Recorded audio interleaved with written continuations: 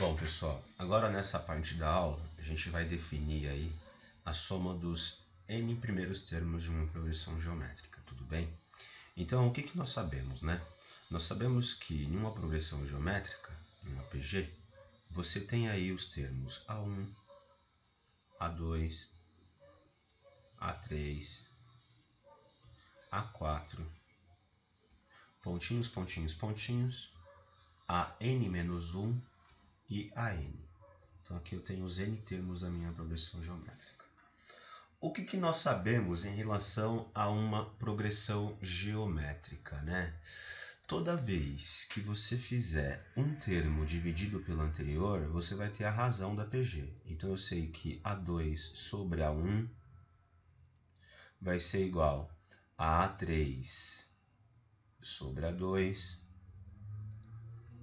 que vai ser igual a A4 sobre A3,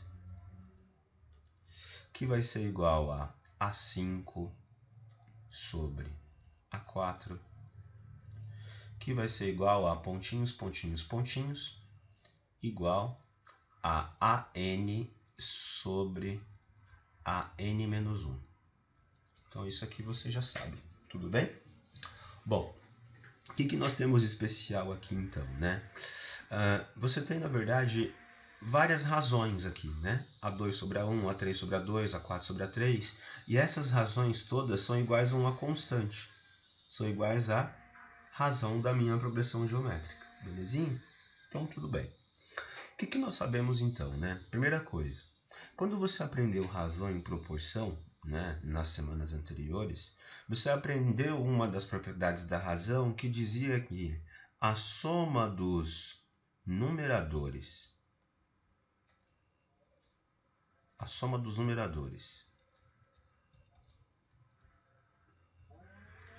dividido pela soma dos denominadores continua sendo constante. Continua tendo o mesmo valor, certo ou não? Que é igual a razão. Sim? Legal. Agora eu gostaria que vocês olhassem aqui para o numerador. A2 mais A3 mais A4 mais pontinhos, pontinhos mais AN. Está faltando quem aqui para que seja a soma dos n termos? Está faltando o A1. Então eu posso escrever essa parte de cima como Sn menos o A1. Dividido A1 mais A2 mais A3 mais pontinhos, pontinhos AN menos 1, está faltando o AN. Então é Sn menos o AN. Beleza? E isso é igual à razão da minha progressão geométrica. Bom, substituindo o AN pelo termo geral da progressão geométrica e fazendo todas as relações aqui, isolando o Sn no caso, você vai poder encontrar duas relações aí. Quais são as duas relações? Você vai encontrar que Sn será igual a A1 que multiplica Q elevado a N menos 1 sobre Q menos 1, que é a mesma coisa que escrever A1 vezes 1 menos Q elevado a N sobre 1 menos Q. Tudo bem? Essa aqui é a soma dos n primeiros termos de uma progressão geométrica. Belezinha? Então tá bom. Mas deixa eu te contar uma situação agora bastante interessante, tá? Vamos mudar de página aqui, eu vou te contar uma curiosidade.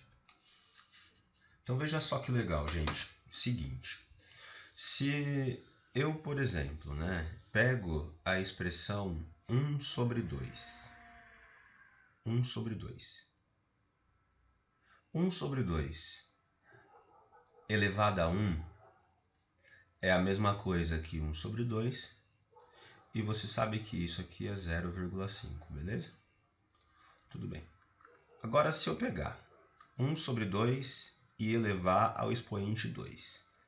Isso é a mesma coisa que 1 sobre 4, que é igual a 0,25, tudo bem? Legal.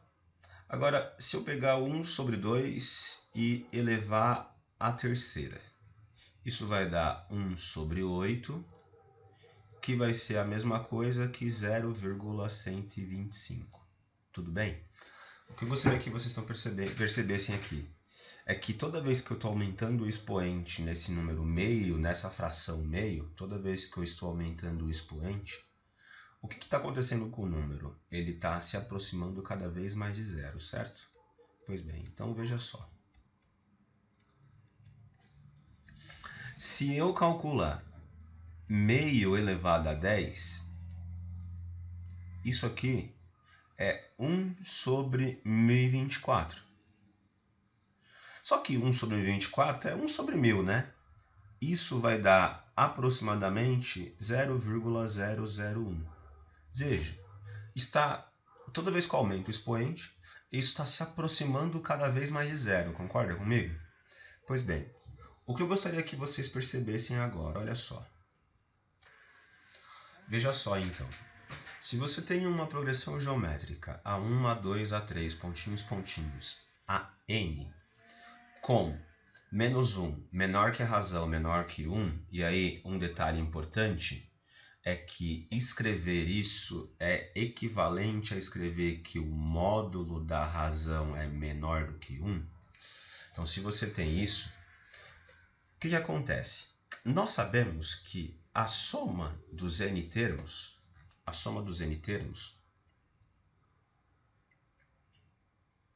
é dada por A1, que multiplica 1 menos Q elevado a n sobre 1 menos Q.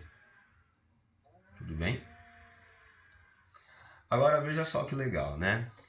Se ao invés de calcular a soma dos n termos, eu calcular, na verdade, a soma dos infinitos termos, então eu vou fazer essa sequência aí para o infinito, né? Pontinhos, pontinhos. O que acontece? Se essa razão é uma fração, toda vez que eu elevo essa fração a um expoente muito grande, significa dizer então que essa razão elevada a n, ela vai se aproximar de zero, né? Ela vai ser praticamente insignificante, vai ser zero.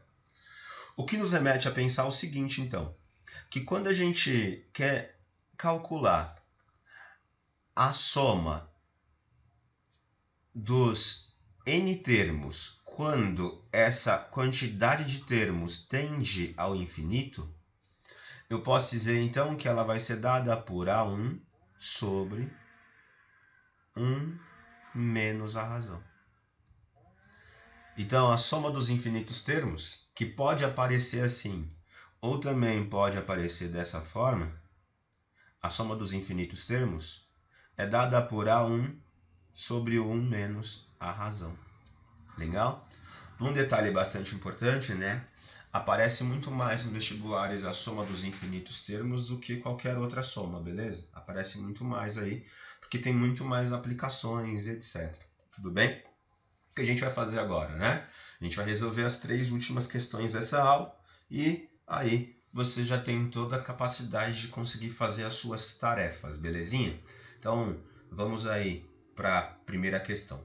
Beleza? No caso, seria a questão 4, né? Uma questão da FUVEST aí, que na verdade é muito mais uma questão de análise combinatória do que simplesmente uma questão de progressão geométrica, tudo bem? Então, é interessante que você preste bastante atenção. Na primeira parte, a ideia a gente vai aplicar o princípio fundamental da contagem, acho que não é tão novidade para todos vocês, mas aí depois o item B que tem a ver mais com progressão geométrica, tudo bem? Então, fiquem atentos aí. Valeu!